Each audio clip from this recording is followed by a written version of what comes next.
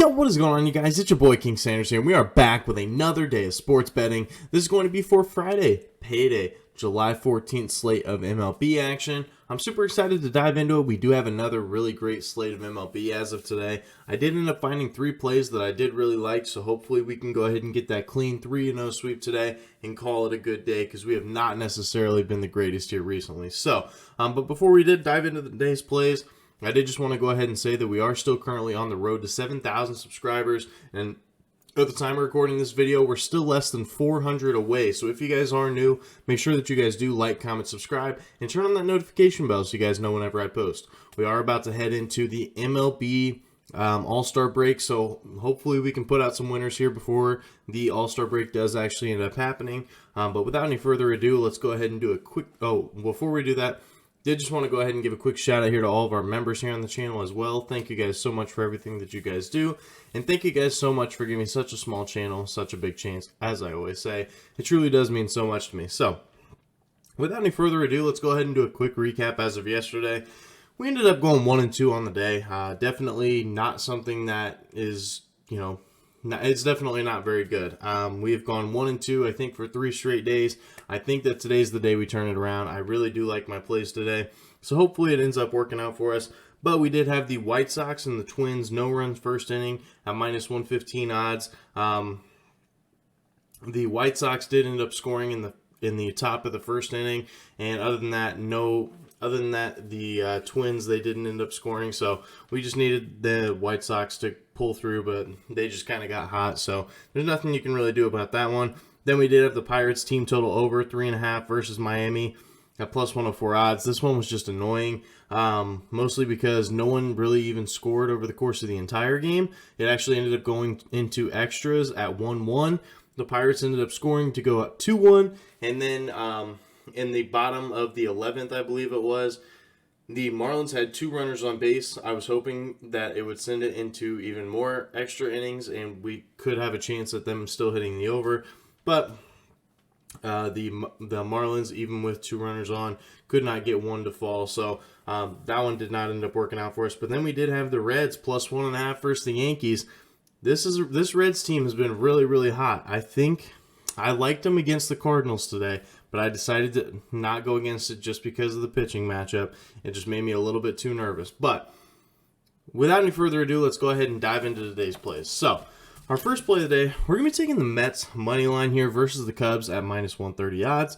Now, there is absolutely no reason that the Cubs should only be +110 on the money line versus such a good Mets team. There's absolutely no reason for it. So if this is a trap, I'm more than willing to accept my L with this one, because there is absolutely no reason for it.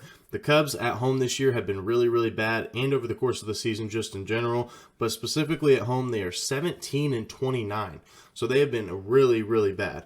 And the Mets, on the flip side of things, have been pretty good on the road. They're 27-19, which I believe is the 4th best record in the MLB on the road just in general. So they have been a pretty good team on the road. And the Mets, as a favorite this year, they do a really good job of getting things done when they are on the road, or as a favorite, excuse me. They are 43-20 as a favorite this year. And not to mention, when they are favored on the road, they really like to get things done. They are 16-9 as a road favorite this year. Definitely see a ton of value here for a really, really good road team, just in general, but they are also a very, very good team as well. The Mets, they are also 4th when it comes to runs per game. Chicago is 16th. So obviously the Mets have a much better offense than the Chicago Cubs as well. So I think that that's another huge advantage. The Mets are also 6th when it comes to runs allowed per game, and the Cubs are 27th. So the Mets not only have a better offense, but they also have a much better defense than this Cubs team. So that's where I think we see a ton of value as well. And this pitching matchup is not even close. It's really one-sided. Taijuan Walker is going to be on the mound here for the Mets. He is 7-2 with a 2.63 ERA and a 1.91 ERA in his last 5. So he has also been trending in the right direction despite being a really good pitcher over the course of the season as well. And Marcus Stroman is going to be on the mound for Chicago. He is 2-5 with a 4.91 ERA and a 9.33 ERA at home. Marcus Stroman has not been good here for the Chicago Cubs team, and so hopefully we can see more of that. So that is our first play of the day. And like I said, if it's a trap, so be it, but I'm willing to take it if it is. So that's our first play of the day, Mets money line versus the Cubs at -130 odds. Now for our second play of the day, we're going to be taking the Phillies. Team total under 1.5 in the first 5 innings versus the Marlins at -140 odds. Now, if you take a look at it, the Phillies, they are 7th when it comes to runs per game. So they have been a very, very good offense just in general. But all we're asking is through 5, can they score less than 2 runs? Now, Miami, they have been a pretty good defense over the course of the season. They are 13th when it comes to runs allowed. But I really love this pitcher here for the Marlins, and if you guys know who it is, it's Sandy Alcantara. He has been absolutely fantastic for this Marlins team. He has been a very, very bright spot here for them, and I think that he is going to show that once again. If you take a look at just his regular season ERA, he has a 1.73 ERA. One of the best ERAs in the entire MLB as of right now. He has been very, very, very good. He also has a 1.85 in ERA in his last 5. So he has been just a touch worse, but it's literally by like 0.12, and he still has an ERA of under 2, even though he's trending in the wrong direction. So I think that that's a ton of value as well. But he's been the definition of an ace at home this year. He has a 1.59 ERA at home this year. That speaks so much volume. I really love this play. So Sandy Alcantara has been an absolute ace here for this Marlins team, and I think that he is going to be able to get it done here versus the Phillies. So that is our second play of the day. Phillies team total under 1.5 versus the Marlins in the first 5 innings at -140 odds. Now for our third and final play of the day, we're going to be taking the Padres run line here versus the Diamondbacks in the first 5 innings at -140 odds. Now, if you take a look at it, San Diego is 9th when it comes to runs allowed just in general over the course of the year. Arizona is 24th. So San Diego does have a much better defense here than the Diamondbacks. Also, San Diego is 15th when it comes to runs just in general. Arizona is 21st, so they have a slight advantage in the offense. They have a huge advantage in the defense, so that's where I see a ton of value.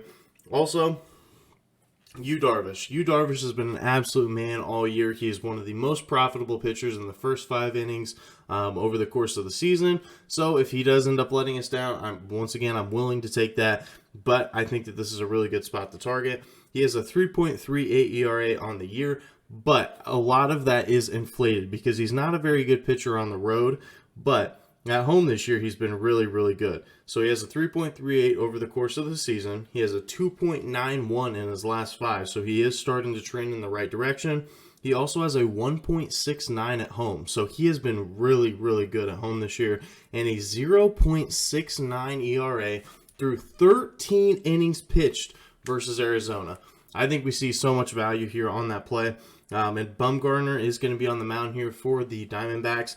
He has a 3.65 ERA over the course of the season and a 4.0 in his last 5, a 4.38 on the road. So he has been really, really bad on the road, and he has a 4.5 through 12 innings pitched versus San Diego. So he has not only pitched pretty bad against San Diego, he's a really poor pitcher on the road, and he's even trending in the wrong direction when it comes to his last 5 games. So I think that we see a ton of value here for this play. I think that this play should be even more juice, like -170, -180, truly. So I really do like this play. That's our third and final play of the day. Padres run line versus the Diamondbacks in the first 5 at -140 odds. So that is going to do it for today's video. If you guys did enjoy, make sure you guys do like, comment, subscribe, and turn on that notification bell so you guys know whenever I post. Like I said, we are still currently on the road to 7,000 subscribers, so if you guys are new, make sure that you guys are subbed. But that's going to do it for me. This is King Sander signing out. Peace.